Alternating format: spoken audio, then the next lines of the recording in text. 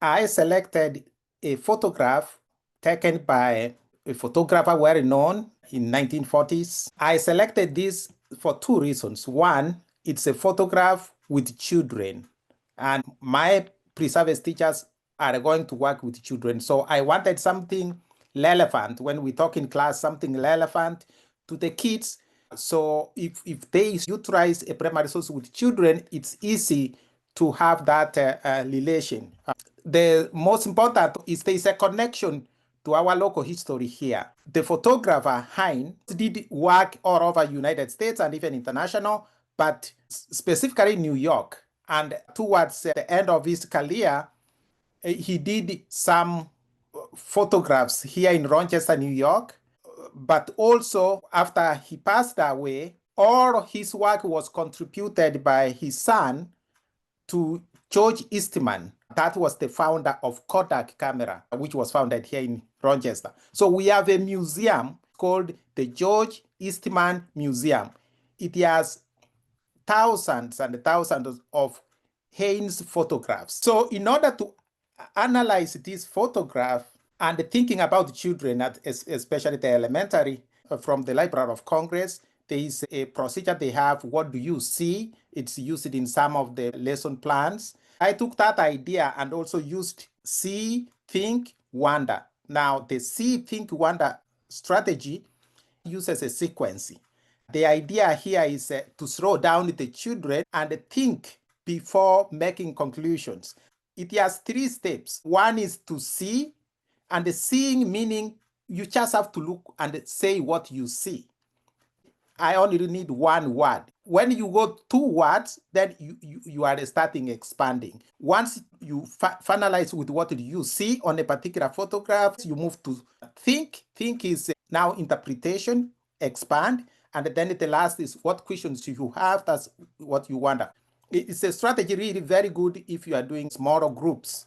For instance, this particular photograph, I divided it into 5 different pieces. So I have 5 different groups, and those groups may have 5 or 4 students. I actually cut this photograph into pieces. I give each group pieces of a photograph. Then they start analyzing. Each group is doing a different section. Nobody knows what each group is doing.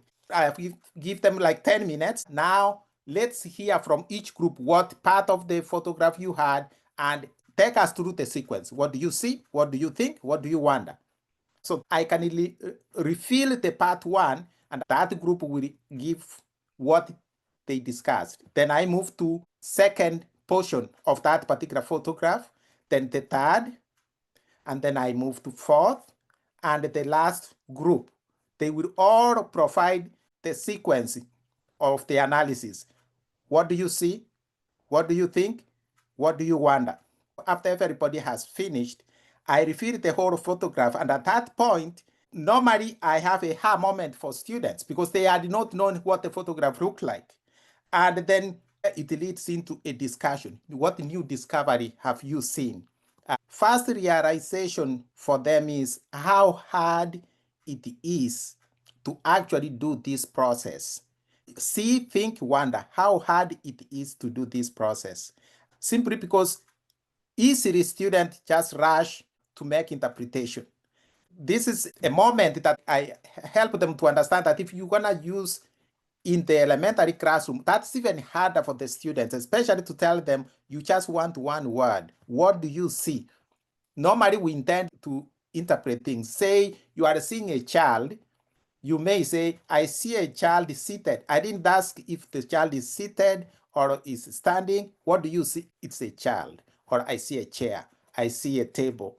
If you are gonna add something else, then you are moving to the next stage. So we take this couple of times, couple images, until they are now comfortable to apply this in the classroom. I have had students realize how inhuman, how unjust this work was for the children at that particular time. And for them going into the classrooms where they are going to be working with the kids, this is an opportunity for them to see where we have come from. And we are not saying that everything is okay with children. There are still children around the world who face serious problems. But this shows us how far we have come as a country.